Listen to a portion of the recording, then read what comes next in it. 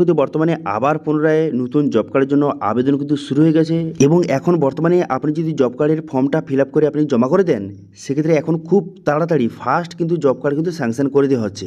তো সেক্ষেত্রে যাদের পরিবারে কোনো রকম জব কার্ড নেই অথবা জব কার্ড আপনার ডিলেড হয়ে গেছে, নতুন করে আপনি জব কার্ড আবেদন করতে চান, সেক্ষেত্রে বর্তমানে নতুন জব কার্ডের জন্য আবেদন শুরু হয়ে গেছে। আপনি বর্তমানে নতুন জব কার্ডের জন্য যে ফর্মটা ফিল আপ করে আপনি জমা করতে পারেন। তো সেই জন্য আজকে আমরা দেখে দেবো এই ফর্মটা আপনি সঠিক পদ্ধতি এবং সঠিক নিয়মে আপনি ফর্মটা কীভাবে ফিল আপ করবেন সেটা দেখিয়ে দেবো।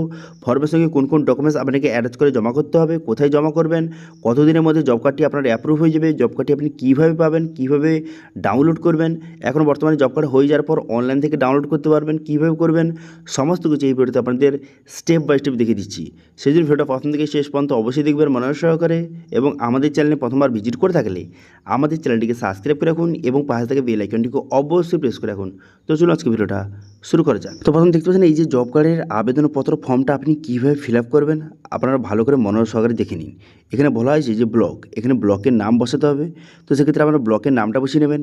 এখানে বিষয় কী বলা হয়েছে, জব কার্ডের জন্য আবেদনপত্র। এবার এখানে প্রথম বলা হয়েছে যে আমি, এখানে কার নাম লিখবেন, দেখুন যার নামে আপনি জব কার্ডটা করছেন, যাকে আপনি জব কার্ডে হেড রাখতে চান, ঠিক আছে, তার নামটা এখানে সঠিকভাবে লিখে দেবেন। লিখে দেওয়ার পর তারপর এখানে পিতা বা স্বামীর নাম, এখানে পিতা বা স্বামীর নাম ঠিক চিহ্ন মারবেন, ঠিক চিহ্ন মেরে দেওয়ার পর পিতা বা স্বামীর নামটা বসিয়ে দেবেন এবং এখানে গ্রাম পঞ্চায়েতের নামটা সঠিকভাবে লিখে দেবেন। ঠিক আছে, লিখে দেওয়ার পর এরপর কিন্তু খুবই গুরুত্বপূর্ণ, এখানে যে জব কার্ড সবাই এখন বর্তমানে আবেদন করতে পারবে এরকম কিন্তু নয়। এখানে বলা হয়েছে যাদের পরিবারে কারো জব কার্ড নেই এরকম যদি হয়ে থাকে তারা অ্যাপ্লিকেশন করতে পারবে এবং যাদের কিন্তু জব কার্ড ছিল কিন্তু জব কার্ডটি ডিলেড হয়ে গেছে সেক্ষেত্রেও কিন্তু আপনি নতুন জব কার্ডের জন্য আবেদন করতে পারবেন। ঠিক আছে, তো সেক্ষেত্রে আপনার ক্ষেত্রে কোনটা প্রযোজ্য, আপনার পরিবারে কি কারোর জব কার্ড নেই সেক্ষেত্রে আপনি নতুন জব কার্ডের জন্য আবেদন করতে পারবেন, অথবা আপনার যদি জব কার্ডটি ডিলেট হয়ে যায় সেক্ষেত্রেও আপনি নতুন জব কার্ডের জন্য আবেদন করতে পারবেন। তো সেক্ষেত্রে আপনার ক্ষেত্রে যেটা প্রযোজ্য তার উপর ঠিক চিহ্ন মারতে হবে আপনাকে। যদি আপনার জব কার্ড ডিলেট হয়ে যায় সেক্ষেত্রে এর উপর ঠিক চিহ্ন মারবেন এবং এটা কেটে দেবেন। ঠিক আছে, এখানে পরিষ্কারভাবে বলে দেওয়া হয়েছে যেটা প্রযোজ্য নয় সেটা কেটে দেবেন। ঠিক আছে, তো সেক্ষেত্রে আপনাকে যেটা হয় সেটা ঠিক চিহ্ন মারবেন, অন্যটা কেটে দেবেন। এরপর এখানে পরিষ্কার বলে দিয়েছে যে আপনি কিন্তু ভারতের স্থায়ী বাসিন্দা, আমার জব কার্ড নেই বর্তমানে, সেক্ষেত্রে আমি জব কার্ডের জন্য আবেদন করতে চাই, এরকম কিন্তু কিছু ডিটেলস বলে দেওয়া হয়েছে, এখানে ভালো করে পড়ে নিতে পারেন। এরপর এখানে কী বলা হয়েছে, এরপর কিন্তু এখানে আপনাকে সিগনেচার করতে হবে, যে আবেদনকারী, ঠিক আছে, যাকে আপনি রাখছেন আবেদনকারী হিসাবে তার এখানে সিগনেচার করতে হবে, সে এখানে সিগনেচার করে দেবে।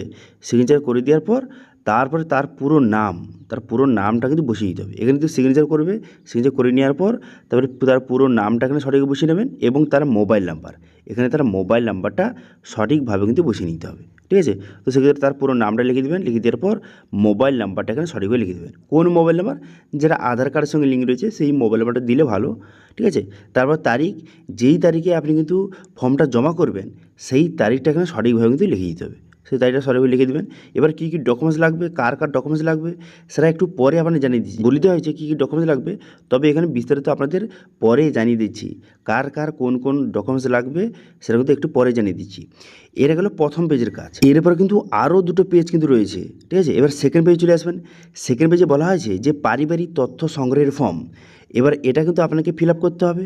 সেই জন্য আপনি কী করবেন, আবেদনকারীর নাম, যে আবেদন করছে তার নামটা এখানে পুনরায় সঠিকভাবে লিখে দেবেন, সবগুলো ইংলিশে ফিল আপ করবেন কিন্তু। ঠিক আছে, তারপরে পিতা বা স্বামীর নাম আপনাকে যেটা হয় সেটা আপনি সঠিকভাবে লিখে দেবেন। যদি পিতা হয়ে থাকে সেক্ষেত্রে পিতার দিকে ঠিক চিহ্ন মারবেন, ঠিক চিহ্ন মেরে আপনার বাবার নামটা সঠিকভাবে লিখে দেবেন, অথবা কোনো মহিলা যদি আবেদন করছেন সেক্ষেত্রে স্বামীর জায়গায় ঠিক চিহ্ন মেরে তার স্বামীর নামটা সঠিকভাবে লিখে দেবেন। ঠিক আছে, আপনাকে যেটা প্রযোজ্য সেটা তারপর ঠিক চিহ্ন মেরে এখানে কিন্তু তার নামটা সঠিকভাবে কিন্তু লিখে দেবেন। ঠিক আছে, লিখে দেওয়ার পর তারপর বলা হয়েছে যে পরিবারের প্রধান সদস্যের নাম কি, পরিবারের প্রধানকে, হেডকে, যদি হেড যদি যে আবেদন করছে সে নিজে যদি হেড হয়ে থাকে সে তার নাম বসাবেন, অথবা অন্য কেউ হেড থাকলে তার নামটা বসিয়ে দেবেন। তারপরে বলা হয়েছে যে বর্তমান ঠিকানা, এখন বর্তমানে ঠিকানাটা কি সে সঠিক ঠিকানাটা এখানে সঠিকভাবে বসিয়ে দেবেন। ঠিক আছে, কারেন্ট অ্যাড্রেসটা সঠিকভাবে বসিয়ে দেবেন। বসিয়ে দেওয়ার পর তারপর আপনি কী করবেন, তারপরে গ্রামের নামটা লিখে দেবেন। লিখে দেওয়ার পর মৌজা, এখানে মৌজার নামটা লিখে দেবেন। লিখে দেওয়ার পর তারপরে সংসদ, এখানে সংসদ নাম্বারটা লিখে দেবেন। ঠিক আছে, লিখে দেওয়ার পর তারপরে গ্রাম পঞ্চায়েত, এখানে গ্রাম পঞ্চায়েতটা আপনাকে লিখে দিতে হবে। এবার অনেকে বলবে যে সংশোধন নাম্বারটা কোথায় পাবো।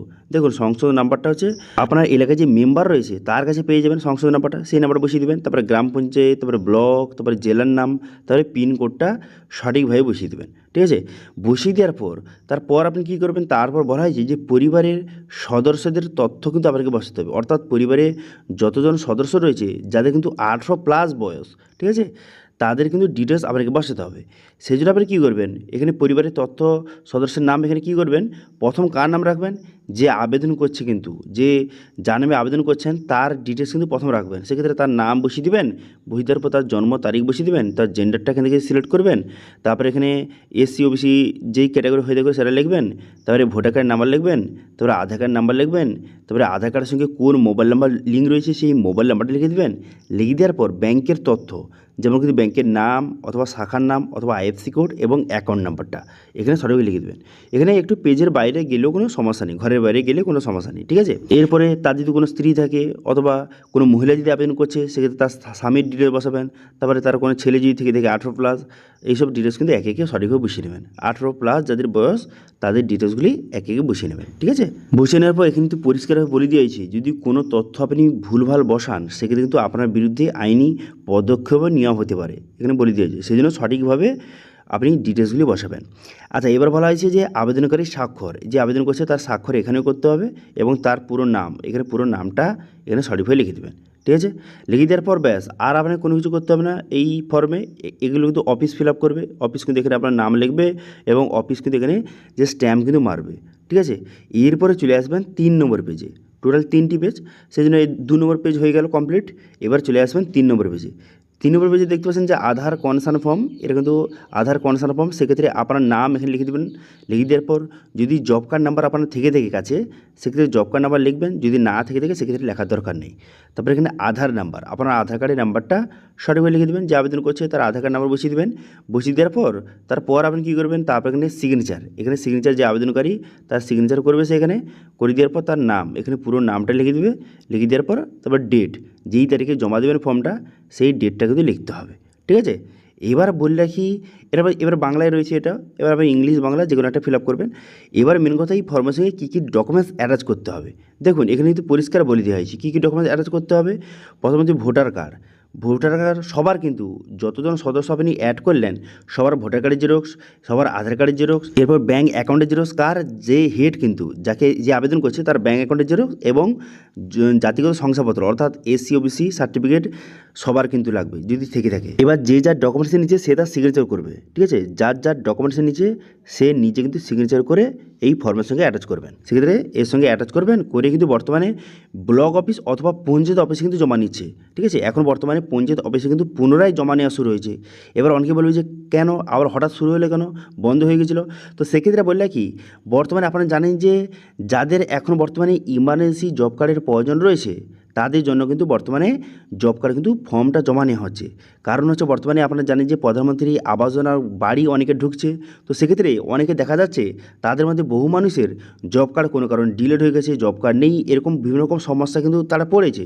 তো সেক্ষেত্রে পুনরায় কিন্তু জানিয়ে দেওয়া হয়েছে যাদের যাদের ইমার্জেন্সি কোনো জব কার্ডের প্রয়োজন রয়েছে তাদের কিন্তু বর্তমানে ফর্মটা জমা নেওয়া হচ্ছে। সেক্ষেত্রে আপনার পঞ্চায়েতে গিয়ে কিন্তু সেখানে আপনি ফর্মটা জমা করে দেবেন। যদি আপনার ইমার্জেন্সি জব কার্ডের প্রয়োজন হয় সেক্ষেত্রে আপনি ফর্মটা ফিল আপ করে আপনি জমা করে দেবেন। ঠিক আছে, তো এবার বলে কি কতদিনের মধ্যে জব কার্ড হয়ে যাবে? দেখুন যেহেতু ইমার্জেন্সির জন্য জব কার্ডটি নেওয়া হচ্ছে সেই জন্য খুব তাড়াতাড়ি কিন্তু জব কার্ডটি স্যাংশন করে দেওয়া হচ্ছে। তো সেক্ষেত্রে ধরে রাখতে পারেন ওই মোটামুটি 10 থেকে 15 দিনের মধ্যে কিন্তু আপনার জব কার্ডটি স্যাংশন কিন্তু হয়ে যাবে। তারপরে আপনি কীভাবে চেক করবেন, জব কার্ডের যে অফিসিয়াল ওয়েবসাইটে গিয়ে সেখান থেকে আপনার স্টেট এবং এখানে আপনার ডিস্ট্রিক্ট ব্লক এগুলো সিলেক্ট করে আপনি খুব সহজে জব কার্ডের লিস্ট কিন্তু শো হয়ে যাবে। সেখানে আপনার নামটা আছে কি না আপনি চেক করে নেবেন। তারপরে সেখানে আপনার নাম থাকলে সেখান থেকে আপনি জব কার্ডে ডাউনলোড করতে পারেন, অথবা যে বর্তমানে পঞ্চায়েত তরফ থেকে আপনাকে জব কার্ড কিন্তু প্রোভাইড করে দেওয়া হবে। ঠিক আছে, তো এইভাবে খুব সহজে এখন বর্তমানে জব কার্ড যারা যারা তৈরি করতে চান এখন খুব ফাস্ট কিন্তু কাজ হচ্ছে। সেক্ষেত্রে আপনার যদি জব কার্ডের সত্যিকারের প্রয়োজন রয়েছে, ইমার্জেন্সি দরকার রয়েছে, সেক্ষেত্রে আপনি জব কার্ডের জন্য আবেদন কিন্তু করতে পারেন।